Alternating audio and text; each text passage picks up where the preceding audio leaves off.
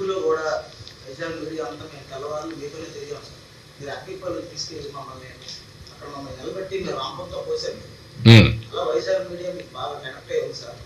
Next ఏంటంటే మీరు మేము ఎప్పుడు ఎట్టి ప్రశ్నలు అడిగినా ఈరోజు చిరాకు పడకుండా మమ్మల్ని అందరినీ కూడా మీకు ఎంత సహనం అంటే నేను సైకాలజీ పిహెచ్డీ చేశాను. ఎంత సహనం అంటే ఎప్పుడైనా సరే మీకు ఒక మధ్యలో వేరే ట్రిప్కి క్వశ్చన్ అడిగినా సరే ఏ పేపర్ అడిగినా కూర్చోమన్నారు తప్ప ఎప్పుడు కూర్చోలేదు సార్. అందుకే మీకు వైజాగ్ మీడియా ఇప్పుడు బాగా కనెక్ట్ అవుతుంది సార్. మీరు వైజాగే కాదు రాష్ట్రం అంతా, కానీ వైజాగ్ మీడియాలో ఉండేదంటే మీరు ప్రజలు పాజిటివ్ కాబట్టి మీరు కూడా పాజిటివ్గా ఉన్నారు. కొన్ని దిక్కల ప్రజల్లో ఓసారి నేను ఎప్పుడు చెప్తాను, విశాఖపట్నం అనేది పబ్లిక్ అనే వాళ్ళకి ఉండే వాళ్ళంతా కూడా పాజిటివ్ థింకింగ్, కామ్గా ప్రశాంతంగా ఉండాలని కోరుకుంటారు. Integrity is very high.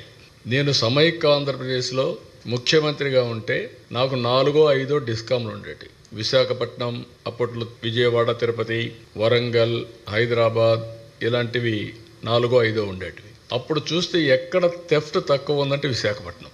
Very interesting. అది ఫ్రమ్ ది బిగినింగ్ ఎందుకోగానే వారసత్వంగా ఎక్కువండే ప్రజానికానికి అది వచ్చింది.